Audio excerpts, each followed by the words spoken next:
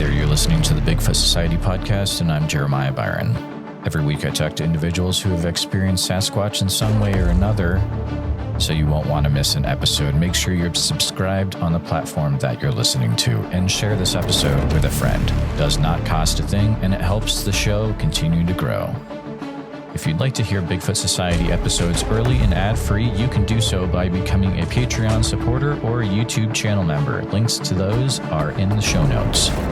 In Bigfoot Society, I've taken far too much of your time so far, so let's get on with the show.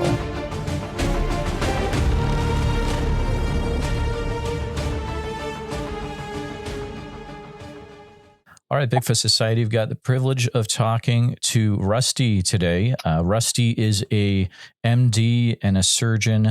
He's specifically a cancer surgeon and also an outdoor enthusiast down in the area of Arkansas. How's it going today, Rusty? Good. Thank you very much. I was excited when you reached out to me. You've got an interesting story, and it's also one of those that are also documented on the BFRO, which is always fun. But how are things going down there in your neck of the woods right now? Well, we've had a really hot summer, so I'm hoping it's about to cool down because it's been hard to even get outdoors much at all this summer. Otherwise, things are going pretty well. Fantastic. It's always interesting when I'm able to talk to someone who has, such an interesting background, and we might get into that later. But one thing let's start with this.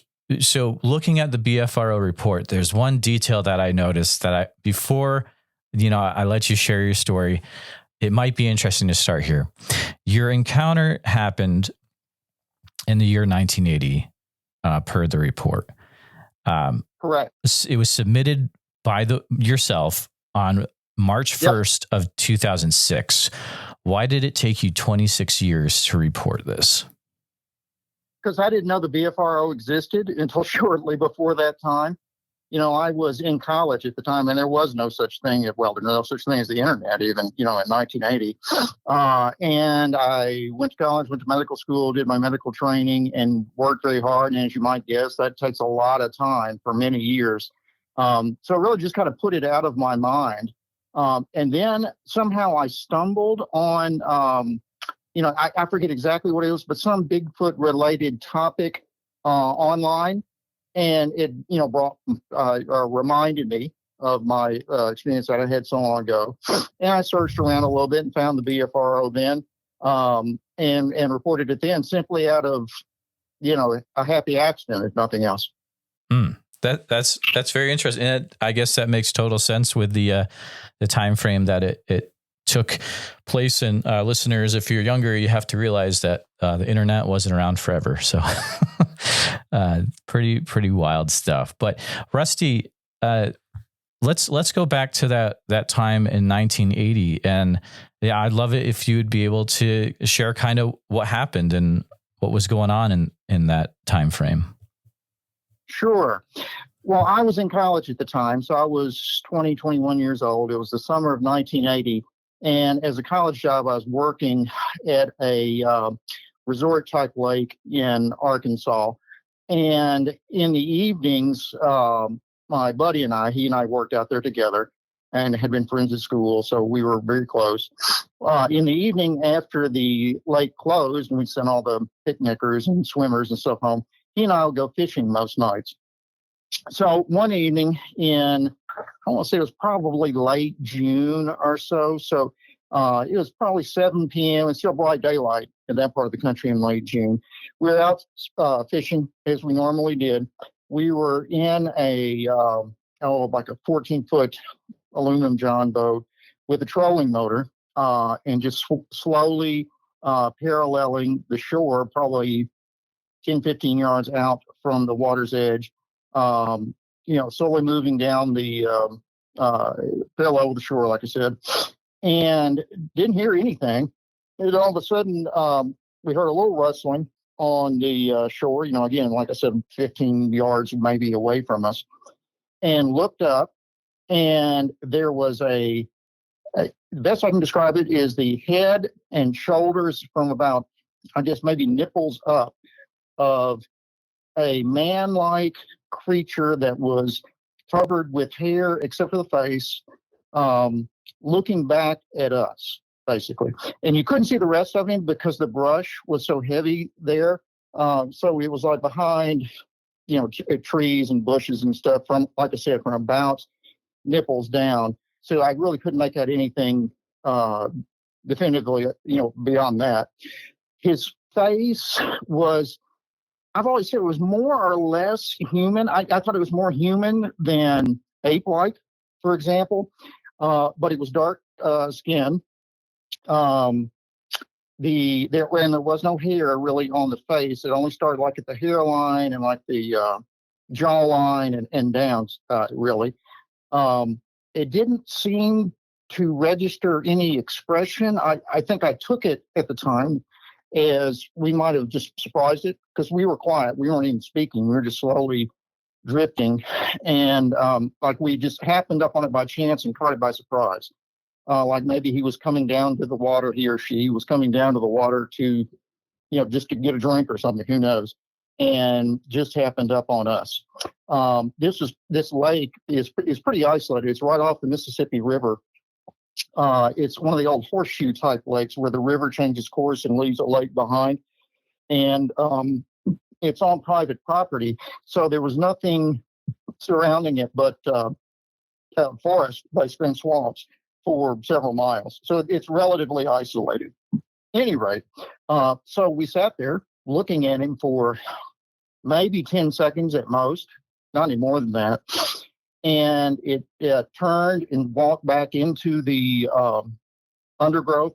And within a few seconds, we couldn't see it anymore. We heard it for a few more seconds. You could actually hear it moving through the undergrowth, but it didn't seem to make any kind of vocalization. And like I said, within a few seconds of turning away from us, he was gone. He or she was gone. And we never heard anything else really that we were convinced or saw any sign after that of it again. And obviously, you, as you might guess, we were fairly unnerved at the time because I was 20 and my buddy was, maybe a year older. So we left immediately at that point. We went back to our cabin, which is at the other end of the lake, and stayed there and talked about it. And we really didn't tell anybody about it, not even his parents who actually owned the property, because we didn't know what to tell them. We thought, geez, this is just weird. I mean, we both knew of the Bigfoot phenomena, but had never really thought much about it. We'd seen the movies and so forth, but never really thought much about it. So we didn't know what to say or what to anticipate if we did say anything. And what would you say? Oh, there's a monster loose on the property. Oh, yeah, sure. Were you guys drunk again last night? That's the kind of thing we were worried about. So we basically kept quiet about it, like I said, for most of those years. I eventually told my wife a number of years later, who was actually my girlfriend at the time. And then, like I said, many years later, reported it to DFRO. And I've talked about it to a number of people, since then. My buddy actually died a few years ago, so he was my only other eyewitness. So that's pretty much the story. That is really, really interesting. I do have a few questions for you, if that's all right. So a few about the sighting of the actual creature, what you saw. So you said there was kind of a dark skin that you noticed. Do you remember an actual color to the skin, or just that it was a more dark skin? I guess I would say just a very dark brown, not quite black, but pretty close to it. And it wasn't even like, how can I phrase this? It wasn't even like, didn't seem like a human skin tone. In other words, like a black man versus a white man. I wouldn't even say that. I mean, it was darker than that. Interesting. That is very interesting. You said the features that you saw in the face were more human than ape. Were there any specific features that you remember seeing that kind of contributed to you thinking, okay, this is definitely seems more like a human creature than an ape type creature? I think the nose was primarily the distinguishing factor that led me to think that. Instead of having what you would imagine as an ape or a monkey having sort of flattened, large nostril, up-flared nostril nose, it was very much a human nose. It's fairly narrow, pointed downward. It really had, like I say, more. It looked like a human nose. Interesting. The hair. Did you notice anything? You said that it was covered with hair except for the face, not the entire face. But did you notice anything about the length of the hair, color, anything that you noticed out of the ordinary to do with the hair that was on the creature?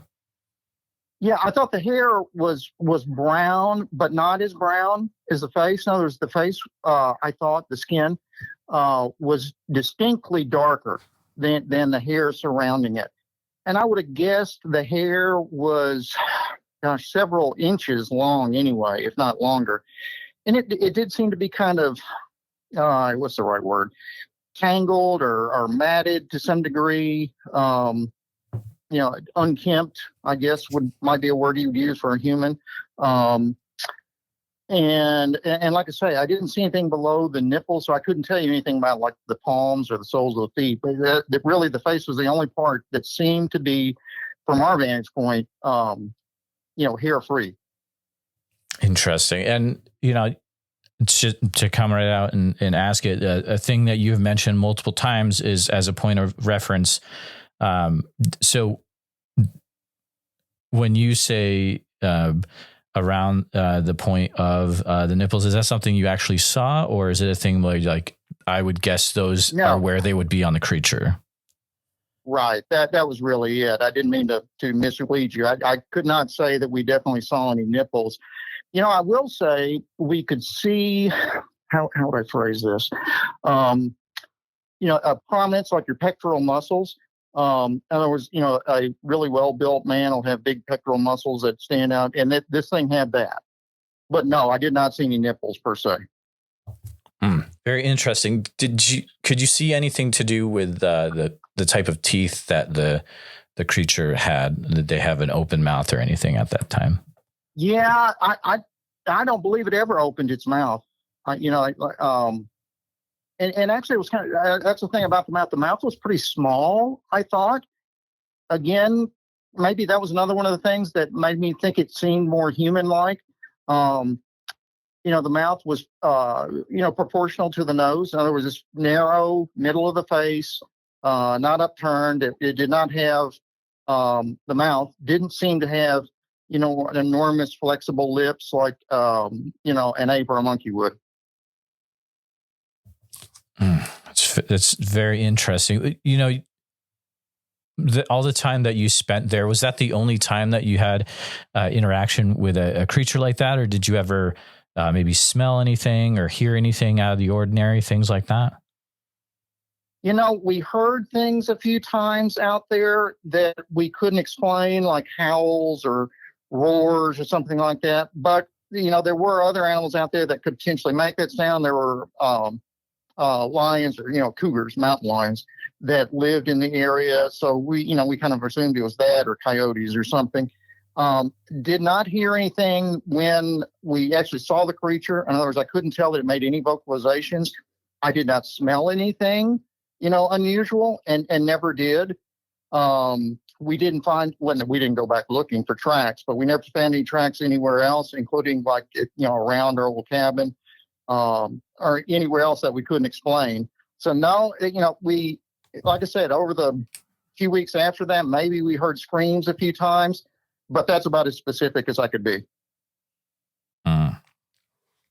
That's very interesting. So there were screams at times. That's pretty cool. Remind me, if you had to guesstimate like how tall the creature was that you were looking at, did you have any point of reference to see how tall it was? it would be difficult to do more than estimate because, like I said, we didn't see its feet. So, we didn't see, the whole thing, the whole body. From the, from what we saw, it was wide. It seemed to be like wider shoulders than a normal man would. And we presumed, based on that and the size of the head, that it had to be at least the size of a above average human. So, a human above 6 feet tall. But really beyond that, I couldn't say. I mean, he could have been kneeling down for all I know, although I don't think so. That's a good point. Absolutely. You're thinking back to that time in late June that you had that sighting. Do you remember how it affected you emotionally, like what you were feeling, during the encounter, how it affected you afterwards, what kind of conversation you had with your friend, things like that? Well, I can tell you immediately we were pretty scared. we actually, when it went away, we started our big motor up and got back to the cabin, which was maybe a mile away on the water as fast as we could. Went in the cabin. We did load all our guns. I don't know what we thought we were going to do, but we did. And stayed in the cabin the rest of the evening, which was unusual for us. And like I said, we talked about it a fair amount then and several times after that, because, like I said, we were in college at the time, so we saw each other pretty regularly. And we decided, since we couldn't figure out how to explain this to anybody, that, I guess the best thing is just not to say anything, I suppose.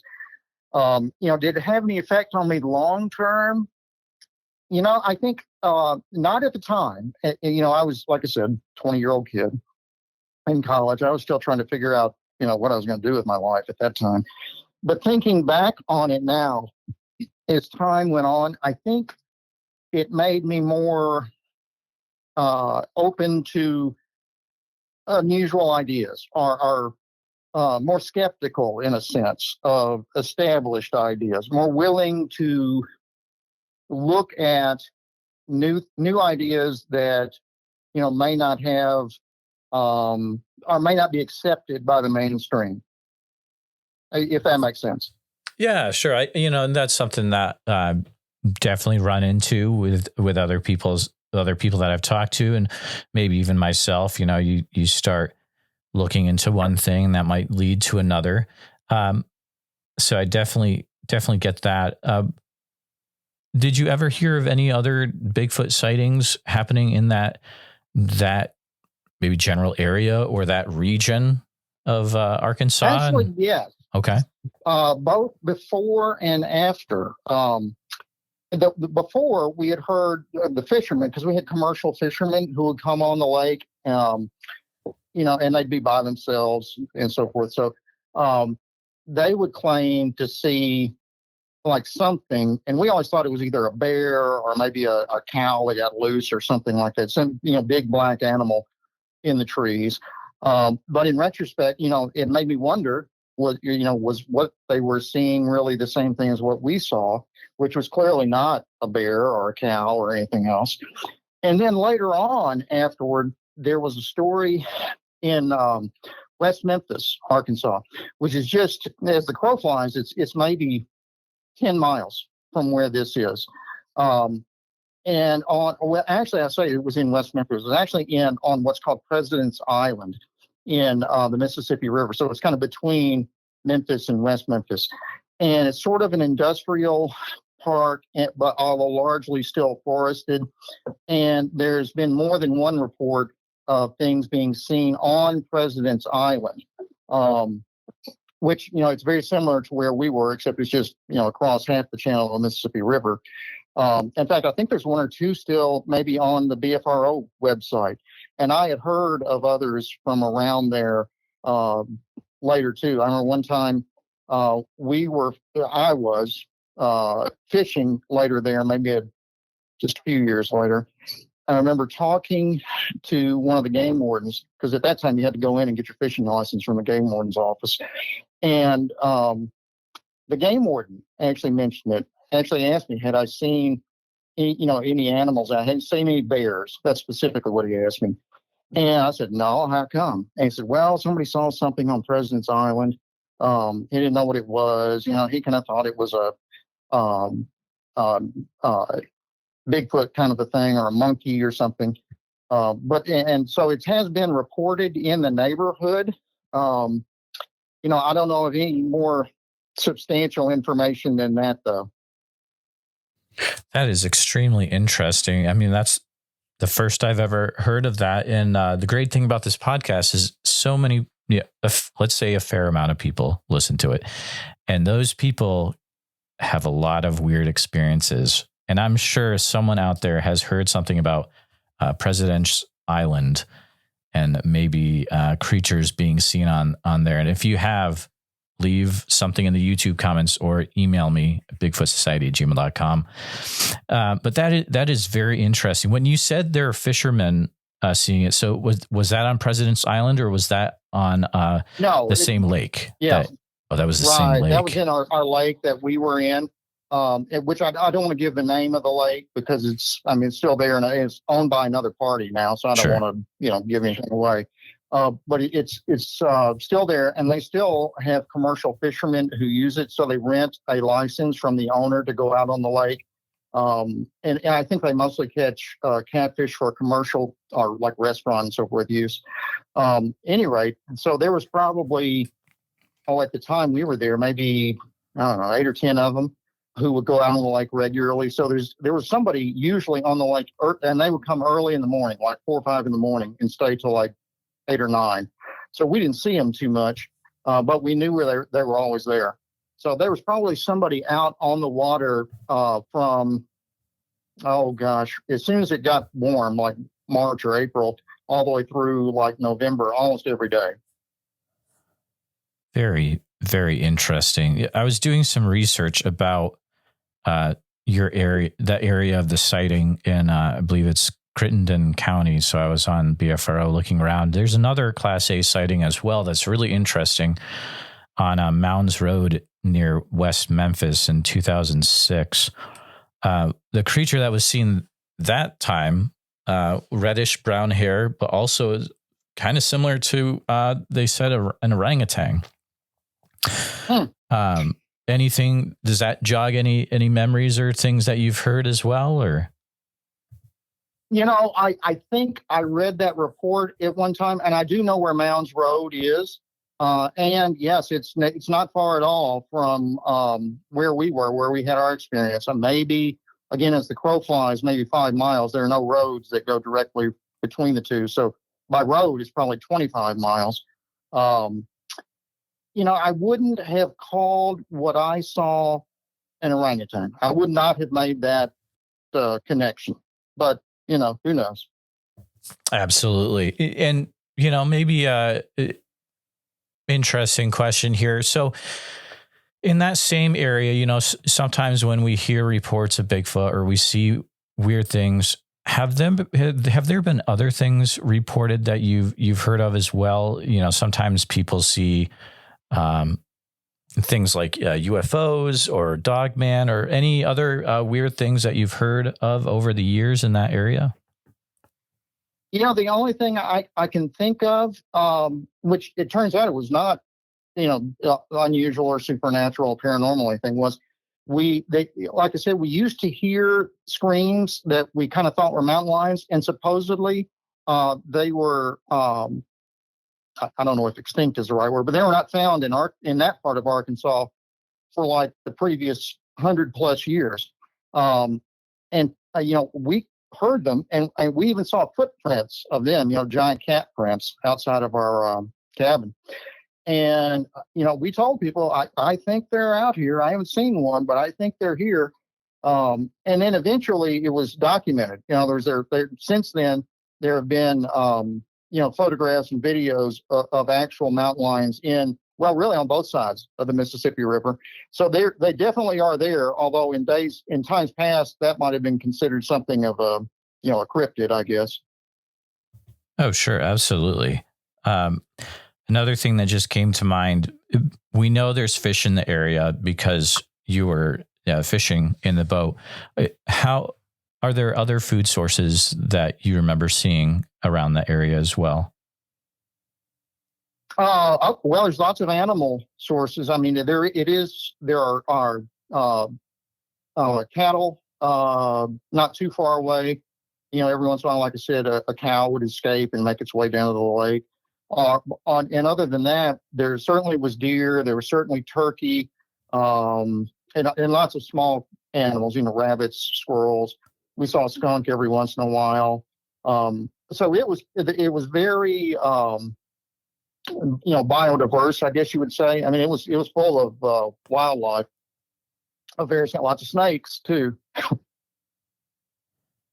Snakes. Apparently, Oof. they have alligators. Yeah, they didn't have alligators then, but apparently they do now. Somebody's found an alligator in that area, so maybe the alligators are coming back there too. Whew. Man, that's something I've never heard of, a Bigfoot alligator interaction. That would be interesting. If anyone's heard of that, let me know. But man, I wonder if that would be considered a food source. Who knows? I'll give you my hypothesis on it. Absolutely. If you'd like. Yeah. So the summer of 1980 in that area was like the hottest on record for the time. They had like 30 plus days in a row of temperatures over 100 degrees and without any rain. So it was very dry. It was very hot. I wondered if the creature was trying to get down to, like, if nothing else, maybe just to cool off in the water. Because I remember it was way hot that day, and I can't imagine a creature that's covered by hair wouldn't be, very hard to cool off. So I always thought, in retrospect, I thought, maybe this thing was coming to the water either to get a drink or to get in. I even had the thought later on, maybe he was going to, get in and swim in the water. I don't know. But it certainly seemed like it to me in retrospect that would be a reasonable conclusion as to what he was doing there. Oh, I think you're absolutely onto something there, because I've heard similar hypothesis from some other people that have, or more, I guess, researchers, that have told me, say, hey, if it's hot out, it's probably you want to be by somewhere where there's a water source, because it makes perfect sense. I mean, imagine how hot you are, and now imagine if you were completely covered by hair. Yeah, a big hair-covered creature. He must be sweltering. Yeah, absolutely.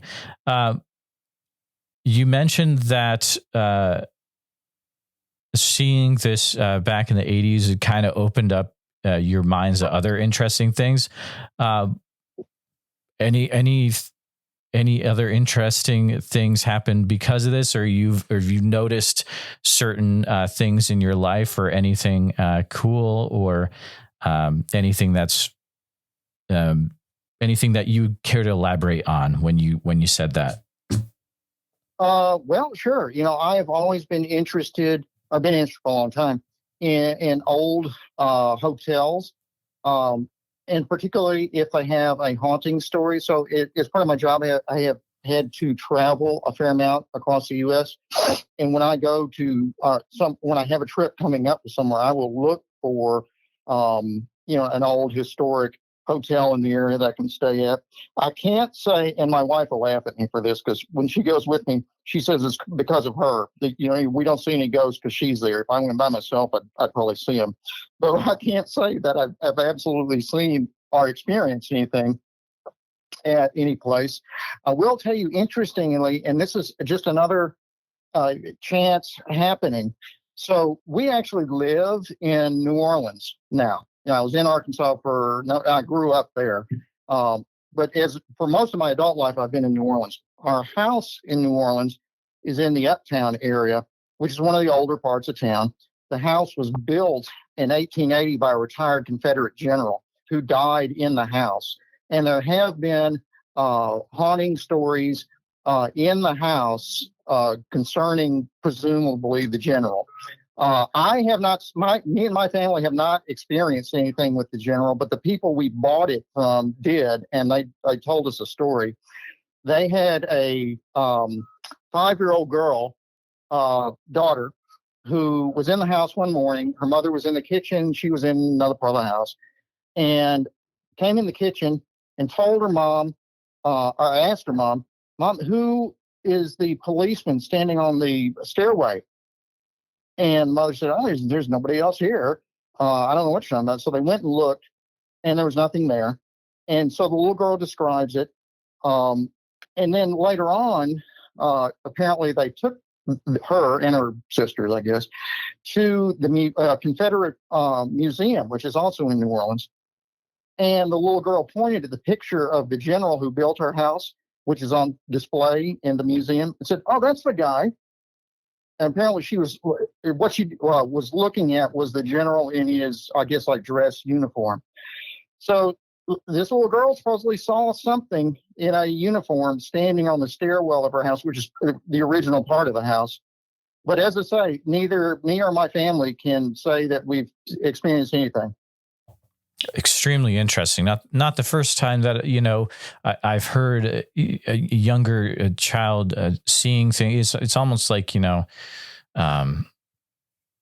maybe they're not at the point where their minds are clouded by who knows, but right. It's some very interesting things. To block out things that don't make sense. Exactly. Yeah. Oh man, that is wild. The question for you: if you had the chance to, or not, if you could make the call and someone was like, "I can put you in a situation where you would absolutely see another Bigfoot," would you take or not take that opportunity? Oh, absolutely. Yeah, I'd love to. In fact, believe it or not, I went on my first sort of Bigfoot expedition, I guess, for lack of a better word, just this spring. We didn't see anything, but that's what it was designed for. And I'm going to try to go again, hopefully this fall sometime. So yeah, absolutely, I'd do it again. And what is it you think that draws you back to trying to see one again? Oh, I just think it's fascinating, and I, how do I phrase this? If you ask me what I think it is, number one, I think the thing we saw couldn't be anything else other than whatever a Bigfoot is. Whatever that's what it was, whatever a Bigfoot is. Now, if you ask me what is Bigfoot, I have to believe it is some kind of undiscovered primate. In other words, it is some kind of living creature. It is not paranormal, not supernatural. I know there are people who, as you mentioned, associate with some of those things.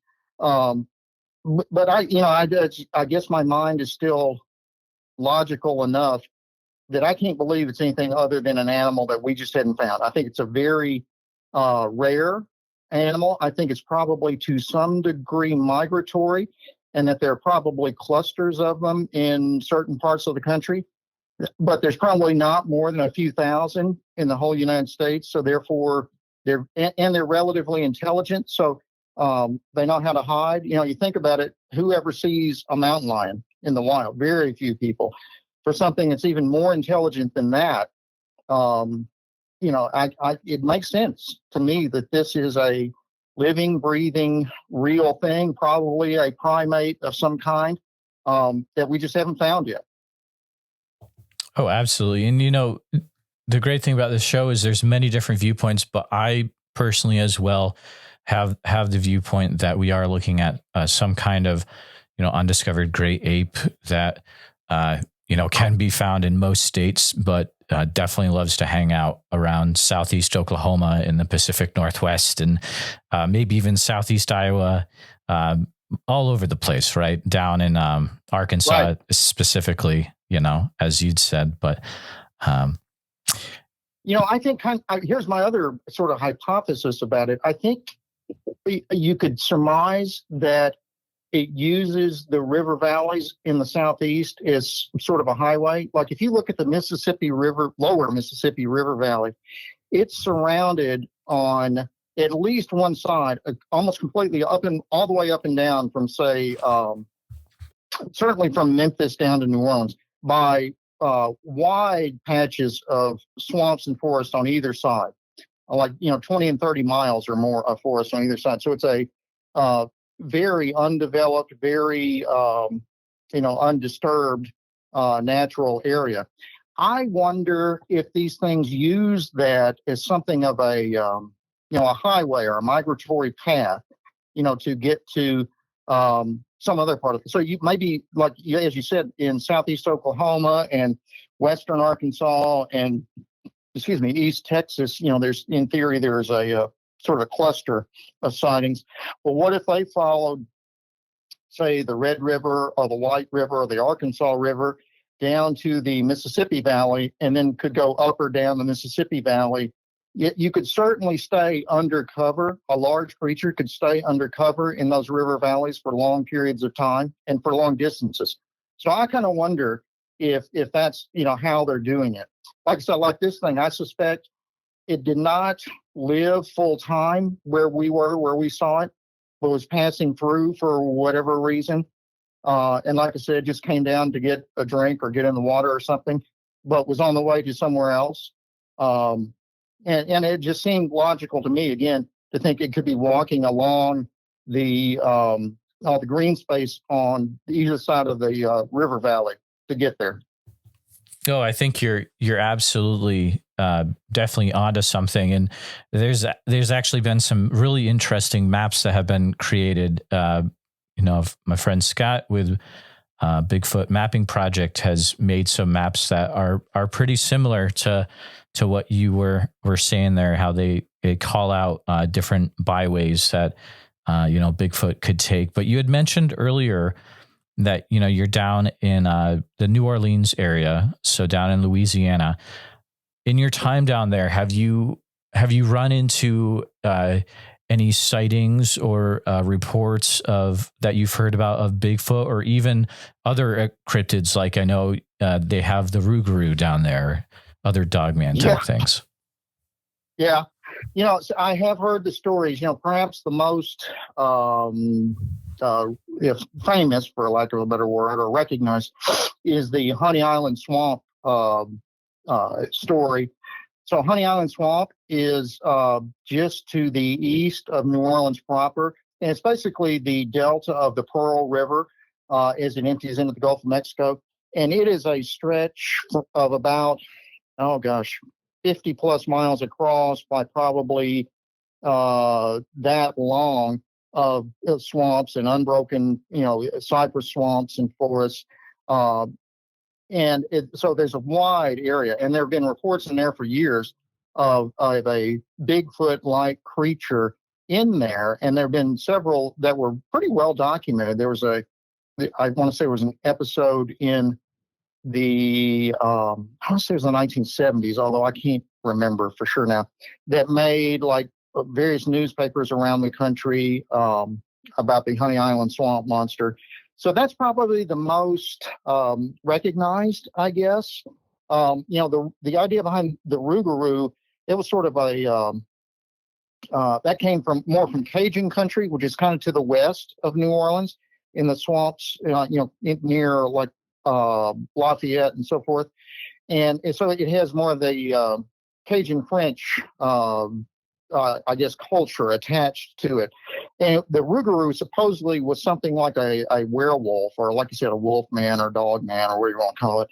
I don't know that there's anything that I would say has any significant documentation, but, I always wondered if that was mostly a way for a relatively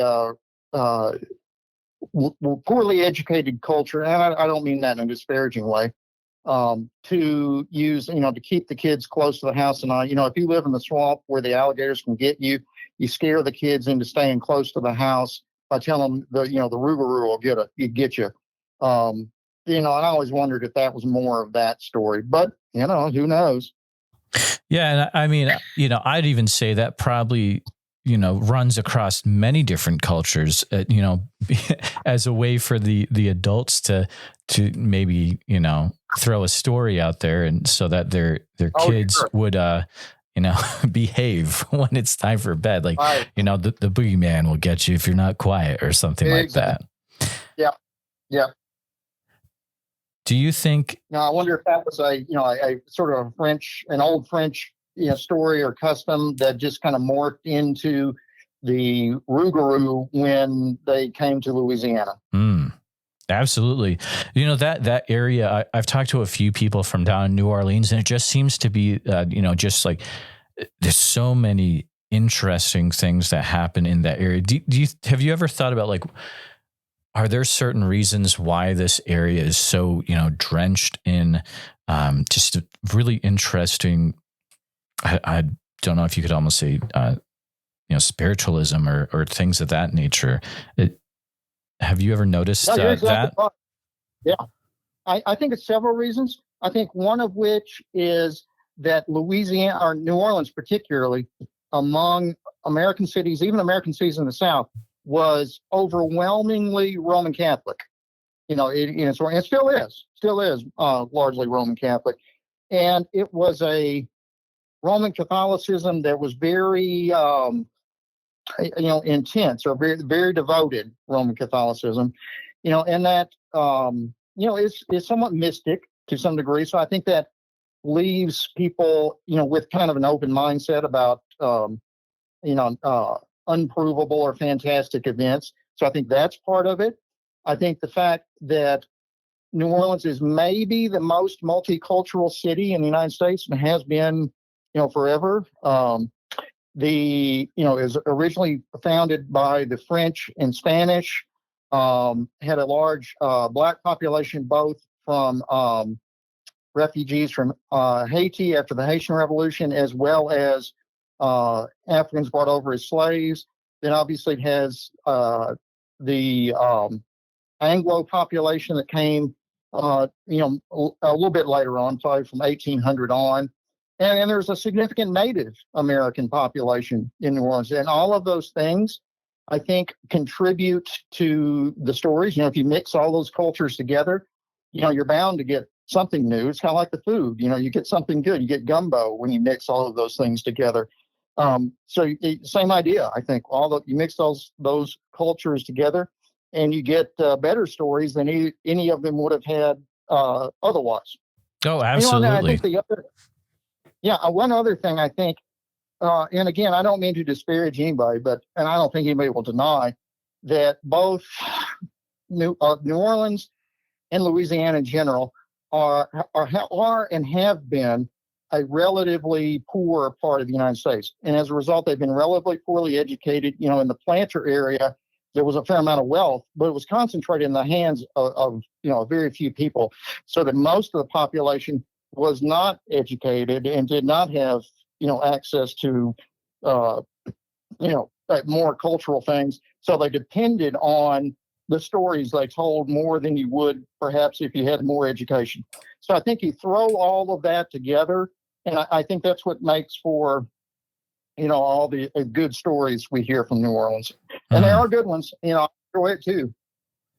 Absolutely. And, haven't been able to visit yet, but it's a beautiful culture, beautiful folklore. It's very, very, very cool. And it looks like delicious food as well. But a few more questions at the end here. And I appreciate you hanging out with me. You've said that, you have the account of seeing the Bigfoot, and, sometimes I'll ask people, what's the weirdest thing that you've ever seen?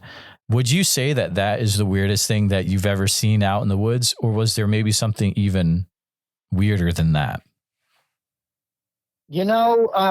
As a physician and a surgeon, I've seen some pretty weird things. But if you were just limited to what I've seen outdoors, that's got to be the weirdest. I mean, I've gone fishing and hunting for many years, but I can't say that I ever saw anything, that I couldn't explain like that was.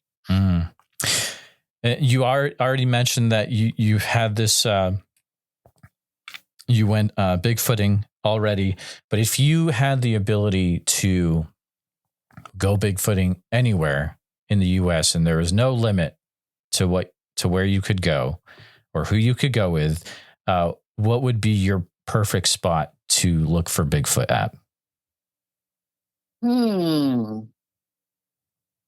I guess it would be the Pacific Northwest. Maybe I would say Northern California, where the Bluff Creek, Willow Creek area where the Patterson-Gimlin film was shot. I mean, obviously, I would say most people would agree that's probably the single best piece of evidence that exists. So, why not go to the source in a sense? I think that would be probably where I would go to if if there were no limits. That's probably what I would do. Awesome. I agree with you. I've heard the stories and I've talked to plenty of people from that area, and it's definitely one of the best areas I think you can go to in order to see Bigfoot. And listeners, if you have another idea of a better idea, you feel free to share in the YouTube comments. But Rusty, it's been a pleasure chatting with you. And we went places I wasn't expecting, but it was a fun chat along the way. And I wish you best of luck in your future Bigfoot expeditions. Great. Thank you so much. I enjoyed it also. Here at Bigfoot Society, our goal is to provide a platform for those that have encountered Bigfoot to share their encounter in a safe and respected environment. But we need to hear your story. If you've experienced something that you just can't explain, please send me an email at bigfootsociety@gmail.com. Then we can start the conversation. And I know a lot of you have not shared your encounter at all. It's been 20 years, and it's time that you get this off your chest, and then you can get some well-deserved rest, because I know you haven't been sleeping. I understand what you're going through, and I appreciate every one of you listening.